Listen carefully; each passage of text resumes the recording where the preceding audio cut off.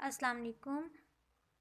Subject था हमारा electronics one. इसकी जो थी मैंने आउटलाइंस ग्रुप में सेंड की थी। इसके आउटलाइंस के अकॉर्डिंग जो रेफरल बुक्स थी मैंने वो भी ग्रुप में सेंड की थी। और जो है इसका फर्स्ट टॉपिक था लीनियर सर्किट एनालिसिस, जो कि हमने लास्ट टाइम पढ़ लिया था। अब जो है हम इसे नेक्स्ट टॉपिक पढ़ने लगे हैं, डेट इज़ सुपरपोजिशन और सुपरपोजिशन थ्योरम। इसके बारे में आप लोगों ने बीएससी में पहले भी पढ़ा होगा, लेकिन अब जो है हम ज़रा इसको इलेबोरेट करके इसको एग्जांपल्स के साथ पढ़ेंगे कि ये सुपरपोजिशन थ्योरम होता कैसे है, हम इसको अप्लाई कैसे करते हैं। फिर हम जो है कुछ इसके यूजेस देखेंगे, हम इसकी लिमिटेशंस देखेंगे कि इसकी जो है हमारे पास क्या लिमिटेशंस होती हैं इसको यूज़ करने के लिए। तो सबसे पहले इसकी स्टेटमेंट क्या है हमारे पास।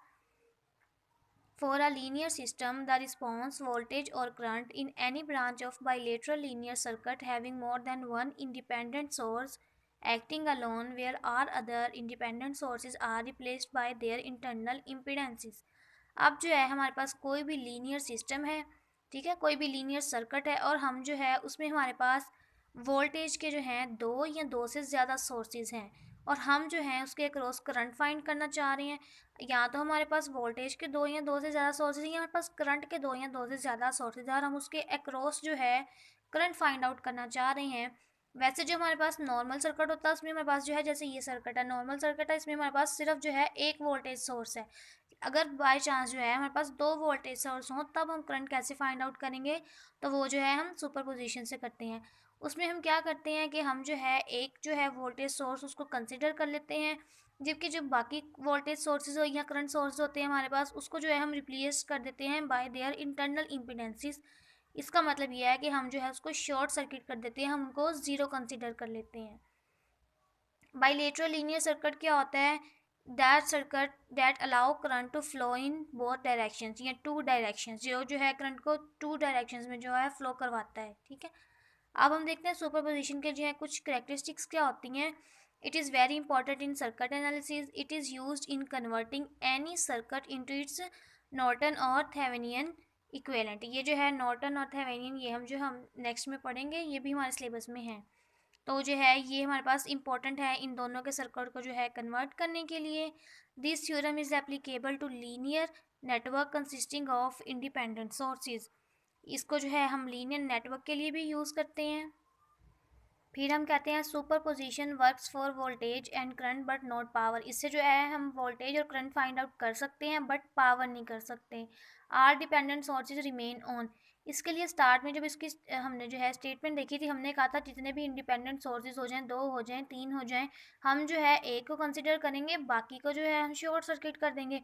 तो जो डिपेंडेंट सोर्सेज हैं हमारे पास जो चेंज नहीं हो रहे हैं, तो उसके लिए हम क्या कह रहे हैं, सोर्सेज दैट रिमेन ऑन। तो इसकी ये एग्जांपल है। इसमें हमारे पास दो वोल्टेज सोर्सेज हैं, V1 V2, ये हमारे पास रेजिस्टेंसेस लगी हुई हैं। अब जो है हमने इस सर्किट के अक्रॉस जो है करंट फाइंड आउट करना है। ज़रूरी नहीं है यहाँ पे दो ही वोल्टेज जो हैं सप्लाई हो, हम यहाँ पर भी एक लगा सकते हैं। तो जब हमारे पास ज़्यादा वोल्टेज सप्लाई हो या ज़्यादा करंट सप्लाई हो, तब जो है हमने अगर फाइंड आउट करना हो करंट या वोल्टेज सर्किट के अक्रॉस, तो हम जो है सुपरपोजिशन थ्योरम यूज़ करते हैं। अब जो है हम एक इसकी एग्जाम्पल देखते हैं। इसकी एग्जाम्पल के सबसे पहले इसको फाइंड आउट करने के तीन स्टेप्स हैं जो मैंने इजी वे में लिखे हैं, जो आप लोगों को याद रहें।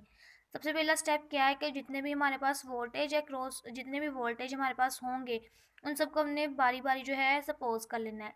फॉर एग्जांपल ये हमारे पास एग्जांपल है, इसमें हमारे पास जो है दो वोल्टेज सोर्सेज हैं, 50 वोल्ट एंड 20 वोल्ट। तो हमने जो है अगर स्टेप वन में 50 वोल्ट को कंसिडर कर लेंगे, इसको ज़ीरो कर देंगे। स्टेप टू में हम इसको जो है कंसिडर करेंगे, इसको ज़ीरो कर देंगे। और स्टेप थ्री में हमारे पास इन दोनों को जो है शॉर्ट सर्किट करने से, ज़ीरो करने से, इस सर्किट के अक्रॉस जो करंट फ्लो हुआ है उस करंट की वैल्यू को हम जो है प्लस कर देंगे और हमारे पास जो है इस पूरे सर्किट के अक्रॉस कितना करंट पास हुआ है वैल्यू आ जाएगी हमारे पास। तो सबसे पहले जो है step one consider 50 volt, step two consider 20 volt और स्टेप थ्री में दोनों को जो है ऐड कर देनी है। अब हम स्टार्ट करते हैं स्टेप वन। तो स्टेप वन में हमने वही वाला सर्किट ले लिया, लेकिन क्योंकि हमने जो था एक इंडिपेंडेंट सोर्स जो है कंसिडर करना था, तो जो 20 वोल्ट वाला सोर्स था हमारे पास, हमने इसको जो है शॉर्ट सर्किट कर दिया है कि इसको हम कंसिडर ही नहीं कर रहे हैं, इसको हमने जो है ज़ीरो कर दिया है। तो उसके अलावा अब हमने क्या करना है, सबसे पहले हमने जो है इसकी रेजिस्टेंस देखनी है, हमें टोटल रेजिस्टेंस निकालनी है इसकी, क्योंकि वोल्टेज का फार्मूला आप लोगों को तो पता है हमारे पास क्या होता है, V is equal to I R. और हमने जो है अगर टोटल करंट निकालना है तो वो भी V ओवर आर से होगा, उसके लिए हमें टोटल रेजिस्टेंस पता होनी चाहिए। तो इस सर्किट में हम देखेंगे कि जो भी रेजिस्टेंस जो है दूसरी रेजिस्टेंस से सीरीज़ में अटैच है उसको सीरीज़ वाले फार्मूले से सॉल्व करेंगे, जो पैरेलल अटैच है उसको पैरेलल वाले फार्मूले से हम जो है यूज़ करेंगे। तो सबसे पहले जो है यहाँ से स्टार्ट करते हैं, करंट वोल्टेज जो है हमारे पास पॉजिटिव से जो है स्टार्ट होगा, तो यहाँ से फ्लो हुआ, तो ये 10 ओहम और ये 30 ओहम जो है ये हमारे पास सीरीज़ में अटैच है। इस पॉइंट पे आके जो है हमारे पास जो वोल्टेज है वो जो यहाँ जो हमारे पास करंट है वो डिवाइड होना स्टार्ट हो गया है। तो जब हमारे पास किसी सर्किट में जो है वोल्टेज या करंट डिवाइड होते हैं तो हमारे पास पैरेलल सर्किट में चला जाता है। तो ये जो रेजिस्टेंसेज होंगी ये सीरीज़ में होंगी और ये दोनों जो है पैरेलल में होंगी। तो पैरेलल रेजिस्टेंस हम कैसे सॉल्व करते होते हैं, पैरेलल रेजिस्टेंस के लिए हम क्या करते हैं कि दो रेजिस्टेंस जो है इनको मल्टीप्लाई कर देते हैं और उन्हीं को ही नीचे ऐड कर देते हैं। तो 20 मल्टीप्लाई बाय 30 ओवर 20 प्लस 30 हमारे पास आंसर क्या आ गया 12 ओहम। क्योंकि ये पैरेलल में थी तो हमने जो है इसकी पैरेलल में रेजिस्टेंस लगा के 12 ओहम लिख दिया। ये टोटल रेजिस्टेंस हमारे पास ये होती है। अब ये हमारे पास सीरीज़ में अटैच है, यहाँ पे हमारे पास करंट डिवाइड नहीं हो रहा, तो इस सीरीज़ में जो है टोटल रेजिस्टेंस फाइंड करने के लिए जो है हम दोनों रेजिस्टेंस को जो है ऐड कर देते हैं। Now 10 ohm and 12 ohm are in series, so solve them by adding. इन दोनों को जब हमने ऐड कर लिया हमारे पास क्या आ गया 22 ओहम। तो हमारे पास टोटल रेजिस्टेंस क्या आ गई है 22 ओहम। अब हमारे पास टोटल वोल्टेज भी है टोटल रेजिस्टेंस भी है, तो हम टोटल करंट फाइंड आउट कर सकते हैं। जबकि जो टोटल करंट है वो हम किस फार्मूले से फाइंड करेंगे, आई टी जो है ये टोटल के लिए यूज़ हुआ है, is equal to V T over R T. तो इन दोनों की वैल्यूज़ लगाएंगे और हमारे पास जो करंट आया है 2.272 एम्पियर। ठीक है, अब हम कह रहे हैं कि ये तो हमारे पास करंट आ गया। अब हम कह रहे हैं कि जो टोटल जो है इस पूरे जो है इन सारी जो है रेजिस्टेंस से टोटल करंट जो है कितना फ्लो कर रहा है। अब टोटल करंट हम किसके अक्रॉस जो है फाइंड आउट करना चाह रहे हैं, ये जो 30 है ये इसके साथ भी जो है रेजिस्टेंस अटैच है, इसके साथ भी अटैच है। हम जानना चाह रहे हैं, हमारे क्वेश्चन में यही चीज़ पूछी गई थी कि अगर 20 वोल्ट जो है हमारे पास जो है सीरीज़ में अटैच है और 50 वोल्ट भी है, तो इस 30 ओहम में से कितना करंट गुजरेगा इन दोनों सोर्सेज की वजह से। ठीक है, अब जब हमने इसको ज़ीरो ले लिया तो अब हम फाइंड करते हैं कि इसकी वजह से इस 30 ओहम में से कितना करंट गुजरा है हमारे पास। तो उसके लिए हम यूज़ करते होते हैं 100 बाय CDR करंट डिवाइज़र या डिवीजन रूल।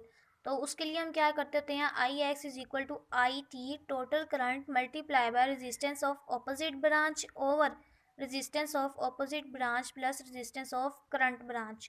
तो जो है जिसके अक्रॉस हम करंट फाइंड आउट करना चाह रहे हैं, जिसके अक्रॉस करना चाह रहे हैं, जो उससे अगली रेजिस्टेंस होगी वो ऑपोजिट होगी और जो उससे पहले होगी वो हमारे पास करंट ब्रांच की होगी। तो टोटल करंट हमने फाइंड आउट किया हुआ था 2.272, वो लगाया, प्लस जो है इसकी जो है ऑपोजिट ब्रांच की रेजिस्टेंस कितनी थी 20 एम्पेयर, प्लस नीचे भी ऑपोजिट ब्रांच क्या थी 20 प्लस करंट ब्रांच जिसके अक्रॉस जो है हम फाइंड आउट करना चाह रहे हैं। ये करंट डिवीजन रूल है कि हमारे पास अगर करंट एक सर्किट में डिवाइड भी हो रहा है तो इसमें से कितना करंट गुजरा है हमारे पास। तो जब हमने इसको सॉल्व किया तो हमारे पास क्या आ गया 0.908 एम्पियर। और करंट की डायरेक्शन क्या है, क्योंकि हम 30 ओम के अक्रॉस फाइंड आउट करें तो करंट की डायरेक्शन क्या होगी, नीचे